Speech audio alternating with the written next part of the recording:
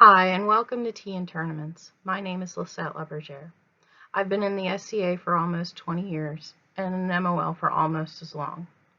This series of videos is designed specifically to help MOLs and marshals run and come up with different styles of tournaments for their practices and their events. My contact information will be at the end of the video if you have any questions or you want to discuss any ideas you may have. This video today is about the double elimination tournament. Typically, it's a more pressured tourney style for important competitions or to come up with very prestigious named winners, most commonly such as a crown tournament.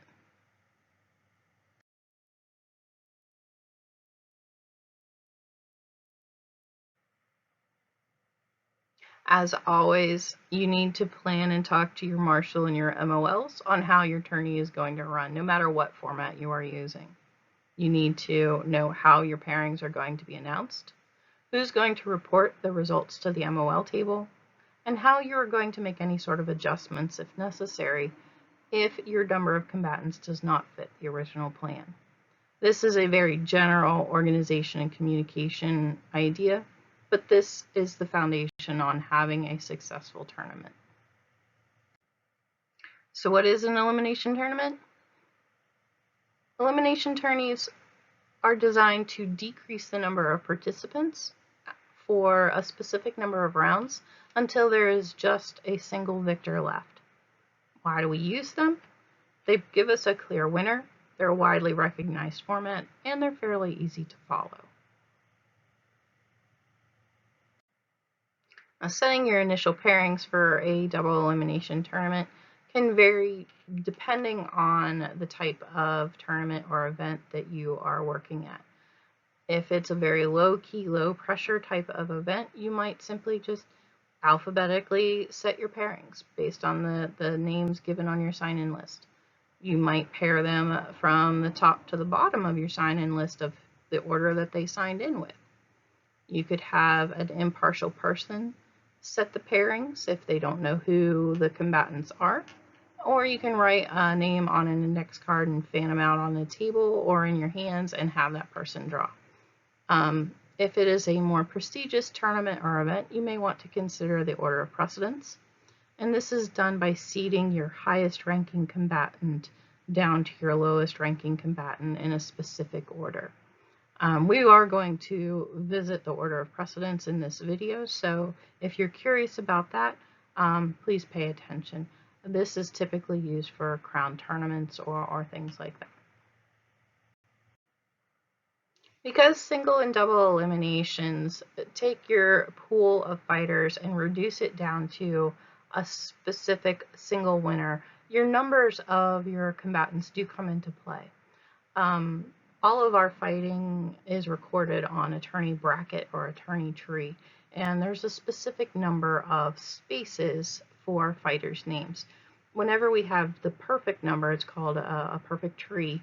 It is typically in a multiple of 8. 8, 60, 32, or 64 combatants that are entered into the list. Okay, and that means every spot in our tourney bracket has one particular name, and there are no gaps and there are no extras. Okay, and we're going to look at what that looks like as far as the bracket itself goes. We're also going to look at buys. These are for less than perfect trees. So if you have something that's close to a perfect tree, say you have 7 instead of 8, or 14 instead of 16, or etc., you use buys for filling in those gaps where you could have extra fighters. Buys can be done as a non-destructive buy, meaning that there is no fighting. It can be done as a tiring buy, meaning that they fight someone who has already exited the tournament or somebody who didn't enter the tournament but has their gear on site, just to give them the same exhaustion level as everybody else within the tournament. Or they can use destructive buys, which means the loss actually counts if the list member does lose. That's less commonly used, but it is an option. If you have slightly more than your perfect tree number, say 9 or 10 on an 8-person tree, 17, 18, 19 for a 16-person tree, or etc., then you have to use challenge-ins. These extra combatants are allowed to challenge somebody else who's already in the list tree for their spot on the field. And we're going to look at how that is done as well. But these are the three different outlooks you have to start your tournament, whether you have a perfect tree number, whether you have to fill in the extra spaces with buys, or whether you have a few extra fighters that will need to challenge in for their place. Typically, we try to avoid challenge-ins if possible, but they are an option. Now, both of these images here are a blank double elimination tree for eight combatants. The one at the top is the one that is linked on the Ethelmark MOL page. It's just print your own bracket. It's a website that's readily available. There are more than just that one that you can use. But you have this idea that all of the progression is to the right. The picture at the bottom is the one that I have typically used, where the winners progress to the right and the combatants who have one loss are moved off to the left. So again, your winners are in the green boxes and they all progress to the right. The ones with one losses, for the image at the top, they are dropped down from the green box to the red area and then they continue to progress to the right. For the image at the bottom, the people with one loss are moved off to the left. Either bracket works just as well as the other one. It's more your preference of which one you're familiar with to use for the particular tournament.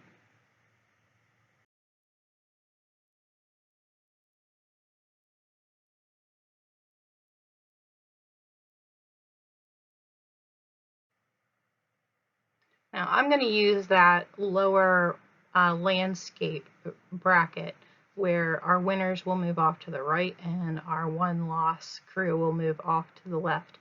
Now I'm going to show you how to seed everybody in by order of precedence. Again, depending on your event, whether it's a practice with low stress or another tourney style at an event, you may want to use order of precedence, but you certainly don't have to. It's nice to know as well. Now the key to order of precedence as far as getting all of those ranked fighters in the right order is looking at what total tourney number you're looking at. In this case, we're looking at 8 fighters. Then always add 1. So we want to keep the number 9 in mind. And the reason for that is whenever we look at the rankings for our pairings, who does number 1 fight? Who does number 2 fight? Whenever you add up their numbers, they add up to 9. Okay, so for example, our highest ranking fighter is going to be up at the top of our bracket. Okay. We're going to pair him with the lowest ranking fighter on our list. In this case, it's going to be number 8 because this is an 8-person tourney. Okay, 1 plus 8 gives us 9. Okay. And we're going to spread out our ranked fighters as much as possible. So I'm going to go all the way down to the bottom. I'm going to put our number 2 ranked fighter all the way down at the bottom. And again, remembering our magic number of 9, 2 plus 7. So our 7th ranked fighter, which is 1 up from the bottom of our ranking list, will face our number 2 down at the bottom. Now our number 3 is going to go in the pairing just above that, and 3 plus 6 will give us our 9. And then we're left with 4 and 5. Now, the placement of the number 3 and the number 4 is important in this case because in an ideal situation, you think that your higher ranked fighters should move on in your tournament. So that means that number 1 would progress, number 4 would progress, number 3 and number 2, because those are the higher ranked fighters for this bracket. Okay. Well, if we look at number 2, we're now down to 4 fighters. And our magic number is now 4 plus 1, which is 5. Okay, so our pairings for that second round, 1 and 4, 3 and 2. They add up to our magic number of 5 for round 2.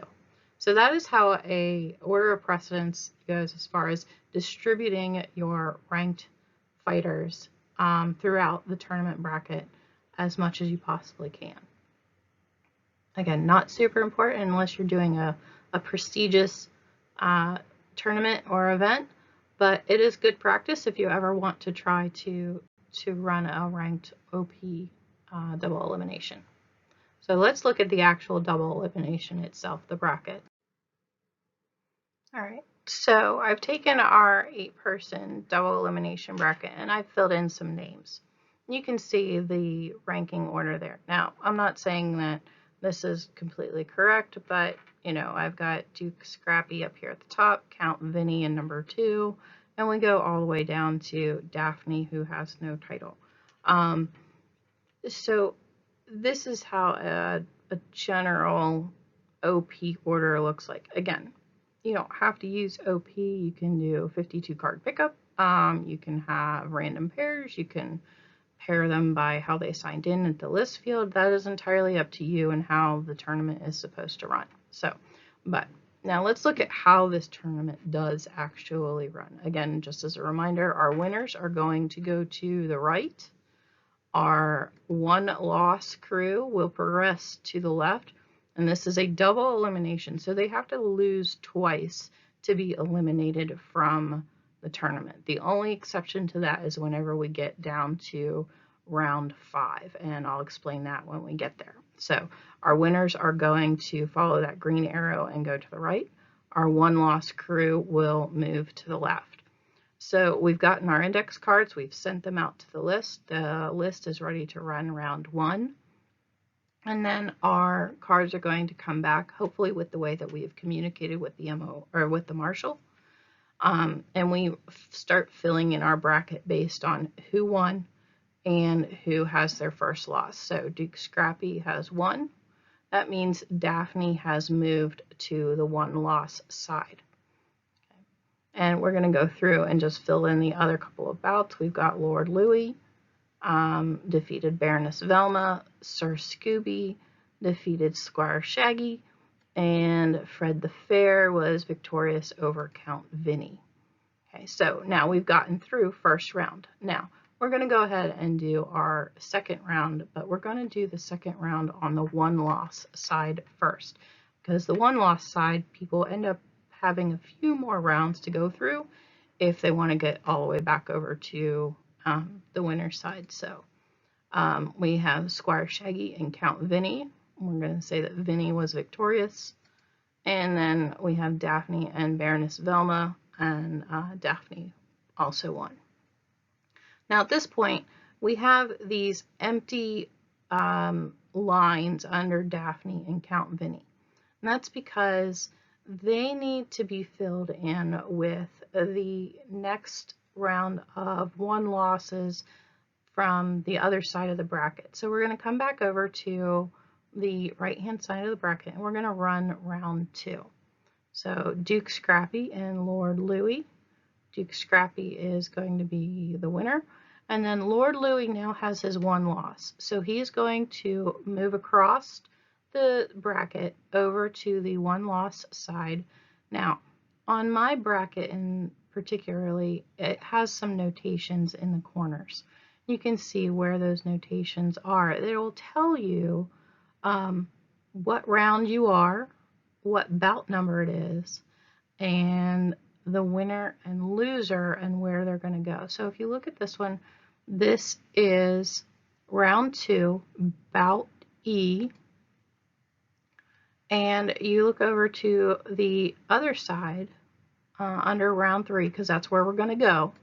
We're going to find 2EL, L meaning for the loser. So the loser from round 2, bout E, is going to move to the opposite corner of our bracket. So we're going to take Lord Louis's name and we're going to put it all the way down on this bottom line.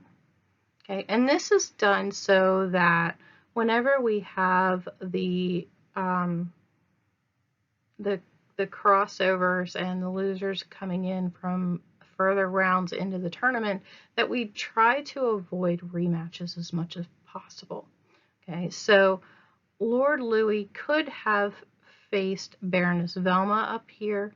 He could have faced Daphne. He's already fought Duke Scrappy. So we want to avoid the possibility of a rematch with any of those in the upper bracket. So Lord Louis is going to move down to this lower side of our bracket. Okay. Now the same thing, Sir Scooby and Fred the Fair face off. Fred the Fair has 1. So we're going to look for 2F. Okay, so we're going to look for 2FL. This is second round, bout F. And we're going to look for the loser. The line for that is all the way over here.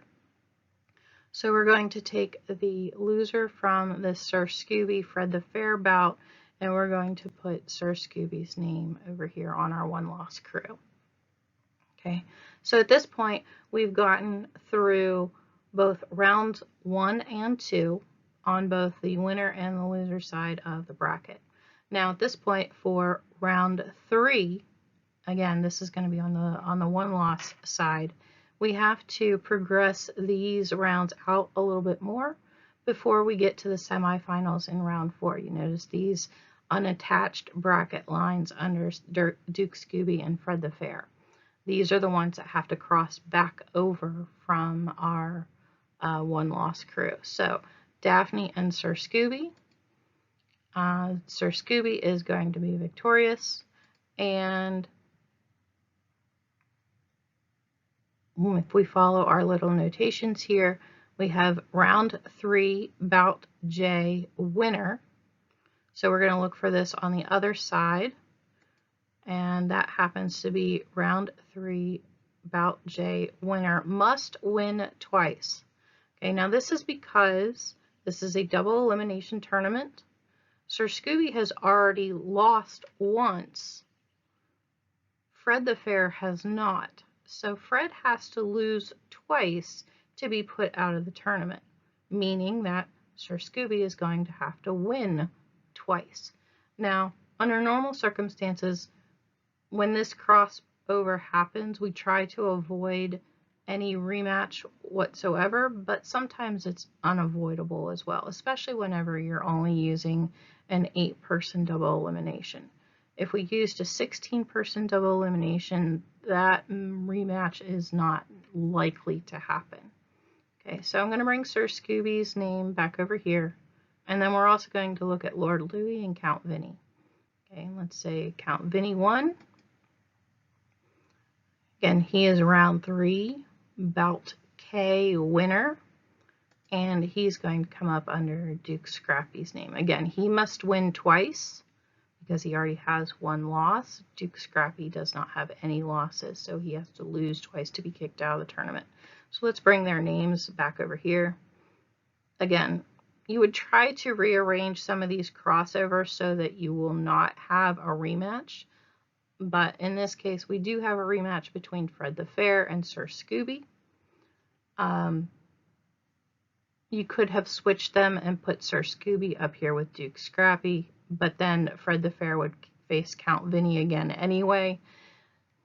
So that kind of rematch is unavoidable in this particular instance. So you send these cards out, and we say Sir Scooby finally got it together, and he beat Fred the Fair twice. So Fred the Fair is done. And then we also have Duke Scrappy. And we finish off the tournament and find our winner, which is Duke Scrappy in this case. So hopefully this helps you a little bit more with where the people cross over or flip back across the tournament tree itself to fill in those extra gaps as far as the 1 versus 2 losses. Now, if you have a double elimination, you don't quite have that perfect number, you're going to have to introduce some buys into your tourney tree. Okay, this is typically where you're missing just a few fighters, not more than 4 or so.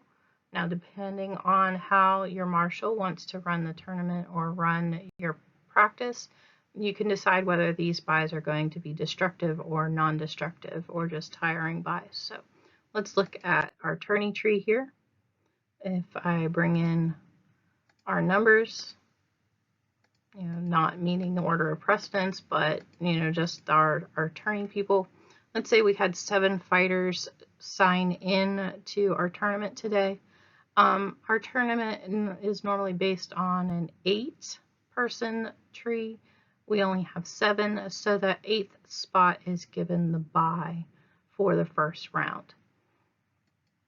Once that first round is sent off, the bye moves off to the loser's side, and your person who has the bye or was given the bye will move off to round 2 on the winner's side automatically. Now, this is assuming that you are not doing destructive byes, because that would be kind of silly at some point, but your bye will naturally drop off after round 2 on the loser's side. So all of your byes should be gone by the time you get to round 3, and you should only have actual combatants left. Now, on the other side of that, if you have slightly more than your perfect number, then you're going to have to do challenge-ins. Okay, these extra combatants are allowed to challenge someone before the initial round for their spot in the bracket. Typically, rules of chivalry say that you should challenge somebody at your rank or fighting experience or higher, is the way that I have seen it in the past. Now, this loss will count as one of the 2 losses for the tournament. So let's look and see how that looks on the tournament tree. Okay, again, I've got my names for my initial 8 in the tournament, and Charlie and Sir Ralph were running a little bit late. They missed the initial check-ins this morning, but they got there before the tournament started and wanted to challenge in for their spots. So I'm going to write Charlie's name and Sir Ralph's name down here on the little mini brackets down at the bottom. And so before the event round 1 starts, Charlie is going to pick somebody to challenge for their spot, and Sir Ralph will also do the same. He will challenge somebody for their spot in the tournament. So Charlie is going to pick Daphne up towards the top. They're going to go off and have their fight, and they're going to come back and they're going to report that Daphne won. So Daphne is going to retain her spot in the tournament bracket. Charlie has 1 loss, so I'm going to move his name over here to the left for the 1 loss crew, and I'm going to write his name down here at the bottom in our first bracket for round 2 on the challenge-ins. Now, Sir Ralph has chosen to challenge Count Vinny, and they go off and they have their fight, and they come back, and Sir Ralph has won. Okay, that means that Sir Ralph is going to take Count Vinny's spot in the tournament bracket up above, and Count Vinny's name, now that he has 1 loss, is going to be recorded over here in the little mini brackets down at the bottom for round 2. So I'm going to put a line through Count Vinny's name in the bracket, or I'm going to change it to Sir Ralph's. Now, from here, you're going to go ahead and send out your cards for round 1. And once they come back, you're going to record your winners and your 1 loss crew, just like we had before. It happened so fast. So now we have our round 2 ready to go. Now, before Daphne and Baroness Velma take off, or Sir Scooby and Fred the Fair, Charlie and Count Vinny are again going to challenge for a spot in that main part of the bracket. Okay, so again, Charlie is going to look for somebody that is at his fighting ability or better, and this time Charlie is going to choose somebody from this list, and he's going to pick Fred the Fair. Okay. Count Vinny is going to pick Sir Scooby. Okay, so before we send out any other cards, these 4 are going to go off, do their business. In this case, Count Vinny is going to be victorious.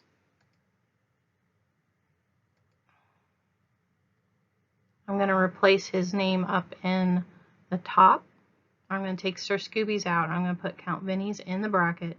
And then Fred the Fair is victorious over Charlie, so he retains his spot in the tournament. Okay, that means that Charlie and Sir Scooby both now have 2 losses, and they are done for the day. Okay, so Sir Scooby was initially in the tournament. He lost the first round. He got challenged the second round and ends up with 2 losses. Okay, Charlie, same thing. He came in, he tried to challenge in both times, was not successful, so he is done. Now our tournament bracket is complete. We're down to just our 8 fighters because Fred retained his spot and Count Vinny took Sir Scooby's. We don't have any extra people left, and we can proceed with the double elimination like we would normally and fill the rest of that out. I'm not going to do that this time, but you could. A quick word about variations for double elimination tournaments.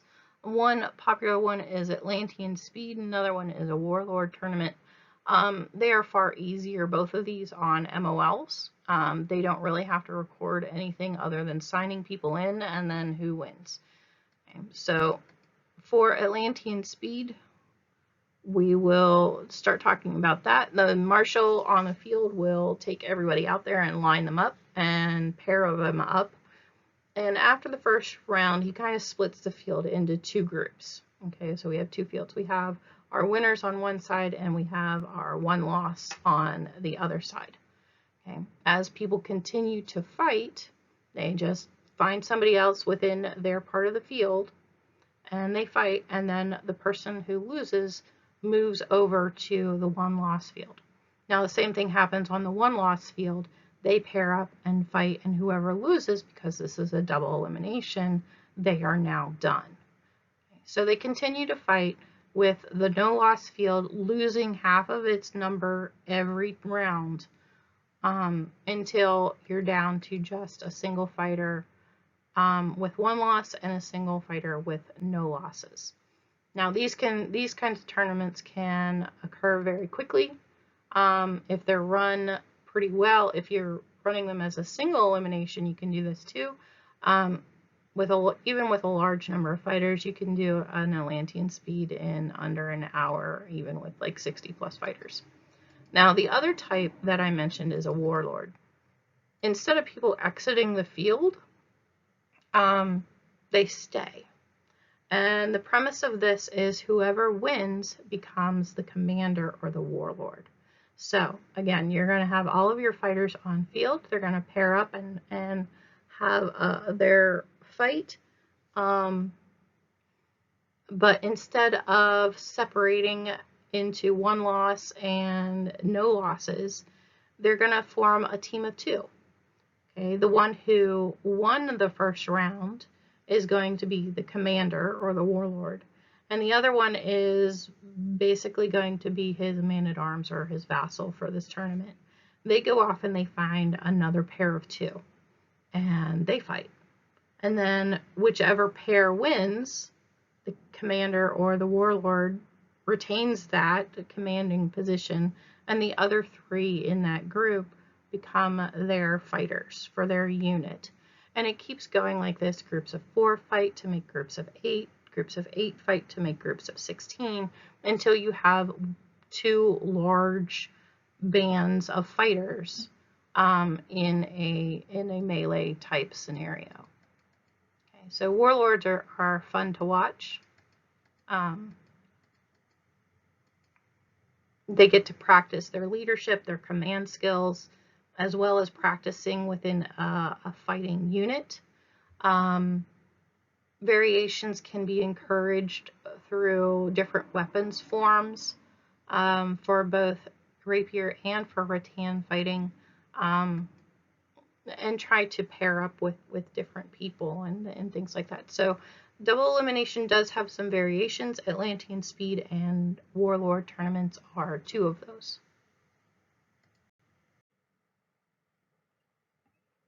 Well, thank you for watching the video on double elimination tournaments. Hopefully that has helped explain the methodology going through that bracket for you. Again, if you have any questions or concerns, or you want to toss around some ideas to see if something would work, by all means, send me an email. You can use the members@ethelmiller.org or lisetteLabergier@gmail.com.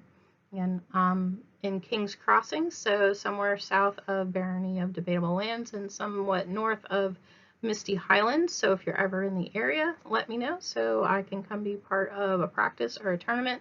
Or if you need me to come visit and help sort some things out, I'd be happy to do that as well. All right. Have a great day.